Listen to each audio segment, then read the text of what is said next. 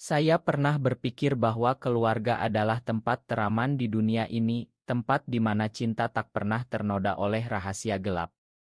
Tapi malam itu, ketika tangan Pak Rahman, ayah tiri saya, menyentuh bahu saya dengan lembut di tengah hujan deras yang mengguyur rumah kami di pinggiran Jakarta, segalanya berubah. Saya, Ardi, remaja berusia 18 tahun yang baru saja lulus merasakan getar aneh yang tak pernah saya bayangkan sebelumnya. Semua bermula 2 tahun lalu ketika ibu menikah lagi dengan Pak Rahman. Ayah kandung saya meninggal saat saya masih kecil, meninggalkan lubang besar di hati kami. Ibu, seorang janda sederhana yang bekerja sebagai guru, bertemu Pak Rahman di sebuah acara keluarga. Dia pria tampan berusia 40-an, berbadan tegap, dengan senyum hangat yang membuat siapa saja merasa nyaman. Dia bekerja sebagai pegawai negeri di kantor kecamatan, orang yang disegani di kampung kami di Tangerang Selatan. Warga sering memuji kebaikan hatinya, bagaimana dia membantu tetangga tanpa pamrih. Awalnya, saya senang. Akhirnya ada sosok ayah di rumah. Pak Rahman memperlakukan saya seperti anak kandung sendiri.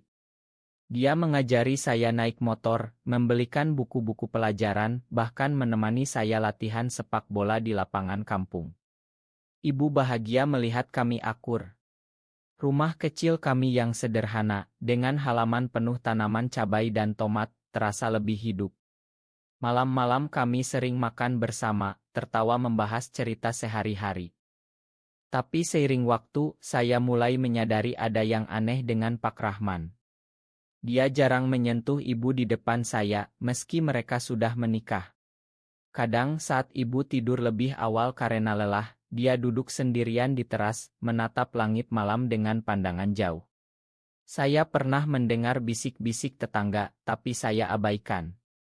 Di masyarakat kami, gosip selalu ada, apalagi di lingkungan yang masih kental dengan adat Jawa dan agama. Saya sendiri mulai bingung dengan perasaan saya. Di sekolah, teman-teman sering membicarakan pacar perempuan, tapi saya tak pernah tertarik. Malah, saat melihat teman laki-laki berotot di lapangan, hati saya berdegup kencang. Saya takut.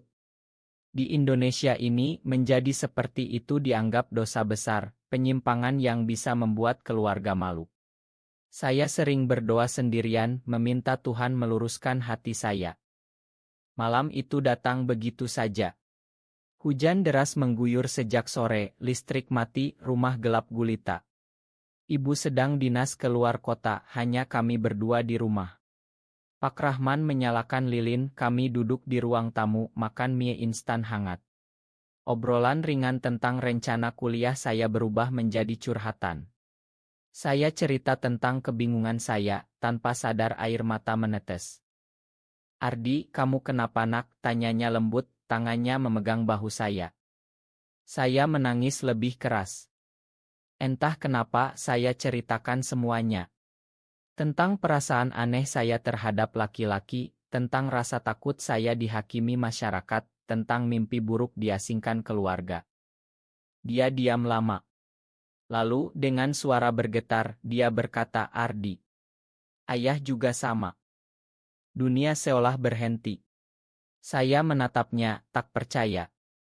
Pak Rahman, pria gagah yang disegani itu, menyimpan rahasia yang sama. Dia cerita panjang lebar. Sejak muda, dia tahu dirinya berbeda. Pernikahan dengan ibu adalah cara menyembunyikan, menjalani hidup normal di mata masyarakat. Tapi rahasianya membuatnya kesepian, tertekan.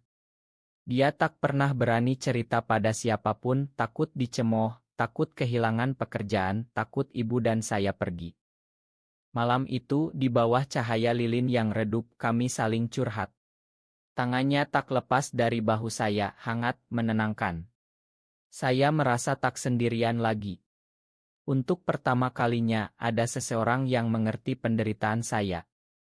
Tapi saat hujan mereda, dan kami saling pandang lebih dalam, sesuatu berubah. Tatapannya penuh kelembutan campur rasa yang lebih dari ayah anak. Saya tak menolak saat dia mendekat, memeluk saya erat. Pelukan itu hangat, penuh kasih, tapi juga membawa getar terlarang. Malam terpenting dalam hidupku itu dimulai. Kami berbicara hingga larut, saling berbagi rahasia terdalam. Tak ada yang lebih dari pelukan dan kata-kata, tapi itu cukup mengubah segalanya. Saya merasa dicintai sepenuhnya, diterima apa adanya.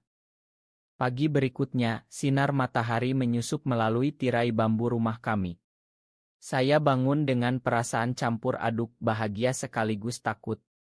Pak Rahman sudah di dapur, membuat sarapan seperti biasa. Senyumnya hangat, tapi ada kilau baru di matanya saat menatap saya. "Ardi, ayo makan. Hari ini kita ke masjid bareng ya," katanya biasa saja. Saya mengangguk, tapi hati berdegup kencang. Malam tadi terasa seperti mimpi. Kami tak membahas lagi, tapi ikatan kami terasa lebih kuat. Di masjid, saat salat Jumat, saya curi pandang ke arahnya. Dia pria saleh, selalu di barisan depan. Bagaimana mungkin dia menyimpan rahasia itu sendirian bertahun-tahun? Kembali ke rumah, ibu menelepon, bilang dinasnya molor 1 hari. Kami berdua lagi. Siang itu, kami duduk di teras, minum teh hangat. Obrolan mengalir alami. Dia cerita masa mudanya di kampung Jawa Tengah, bagaimana tekanan masyarakat membuatnya menikah dini dengan perempuan lain sebelum cerai dan pindah ke Jakarta. Saya takut, Ardi. Di sini orang seperti kita dianggap aib. Keluarga bisa hancur, nama baik tercoreng, katanya pilu. Saya pegang tangannya. Ayah, saya juga takut. Tapi malam tadi, saya merasa bebas. Dia tersenyum, matanya berkaca. Kamu anak ayah yang kuat. Ayah bangga. Hari-hari berikutnya, hubungan kami berubah halus. Pak Rahman lebih perhatian, sering memeluk saya saat ibu tak melihat. Pelukan itu penuh kasih, membuat saya merasa aman di dunia yang keras ini. Di Indonesia, di mana berita tentang raya waria atau cemoohan terhadap yang berbeda sering muncul kami seperti burung dalam sangkar. Saya mulai kuliah di Universitas Negeri di Jakarta, jurusan teknik. Pak Rahman antar jemput setiap hari, alasan menghindari macet. Di mobil kami curhat banyak.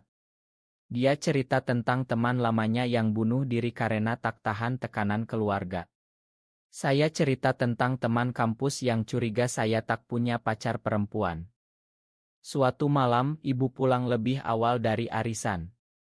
Kami sedang duduk dekat di ruang tamu, tangan Pak Rahman di pundak saya. Ibu tersenyum, tapi ada curiga di matanya. Kalau begitu akurnya ayah anak, katanya. Kami tertawa gugup. Malam itu, saya tak bisa tidur. Bagaimana jika ibu tahu?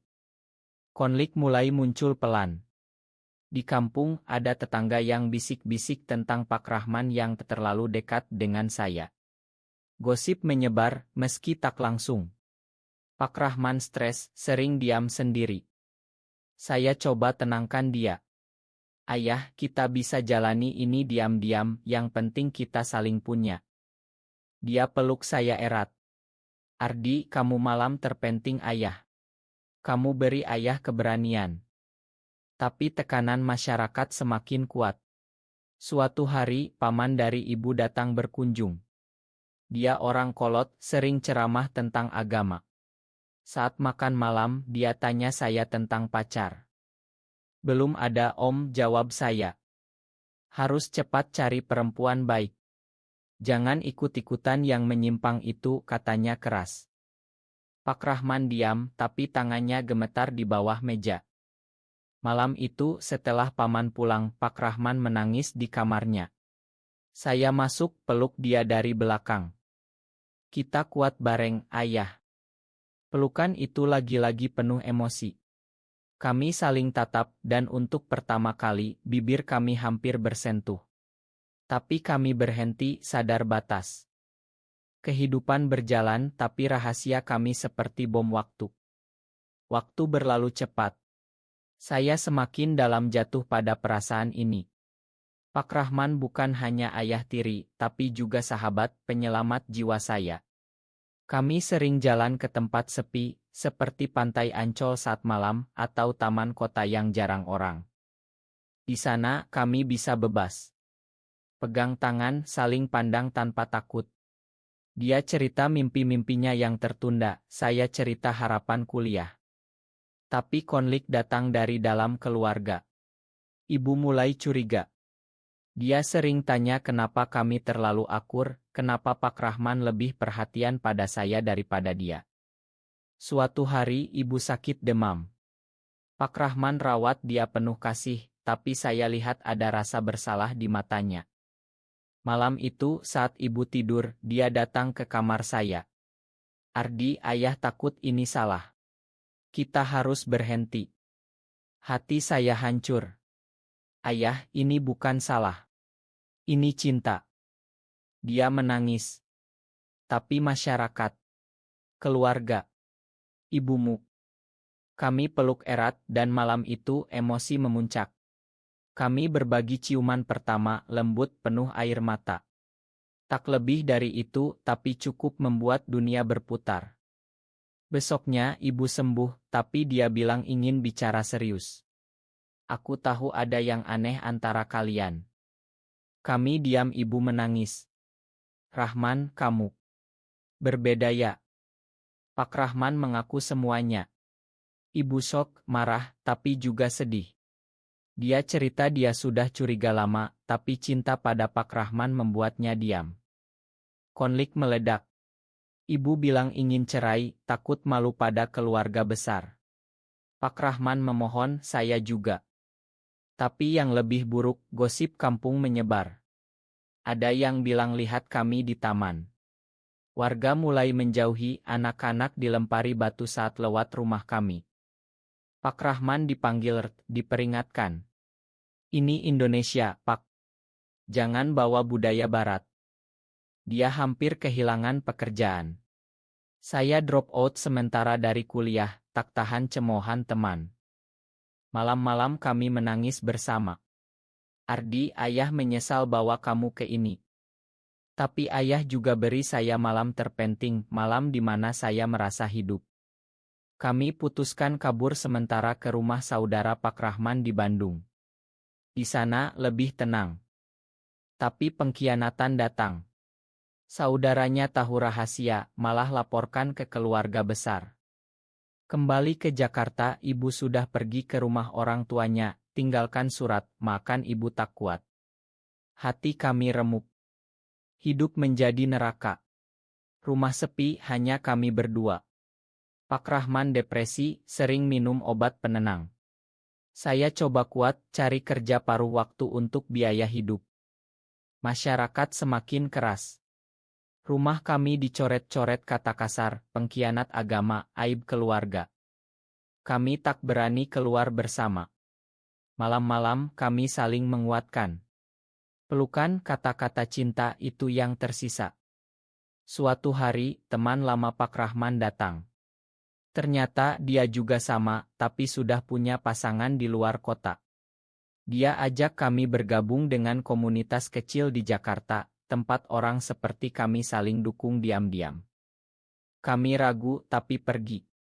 Di sana, kami bertemu orang-orang dengan cerita serupa, ditolak keluarga, dipecat kerja, tapi tetap bertahan. Saya merasa tak sendirian. Pak Rahman mulai tersenyum lagi. Tapi pengkhianatan besar datang. Ibu kembali, tapi dengan keluarga besar. Mereka paksa Pak Rahman tobat, kirim ke pesantren khusus penyembuhan. Pak Rahman tolak, tapi mereka ancam laporkan polisi. Malam itu kami putuskan kabur beneran. Ke Bali, tempat Pak Rahman punya saudara jauh yang lebih terbuka. Perjalanan panjang, naik bus malam. Di jalan kami saling pegang tangan, tak peduli pandangan orang. Di Bali kami mulai hidup baru. Sewa rumah kecil di pinggir sawah Ubud. Pak Rahman kerja sebagai tukang kayu, saya lanjut kuliah online. Hidup sederhana tapi bahagia. Kami bisa bebas jalan di pantai saat sunset, pegang tangan tanpa takut. Tapi masa lalu mengejar.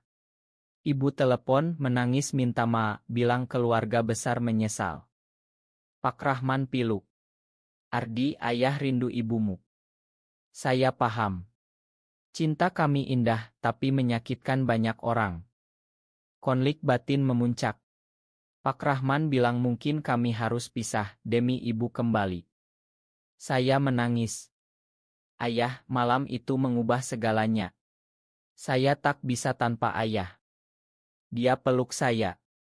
Ayah juga. Di Bali, kami belajar menerima diri.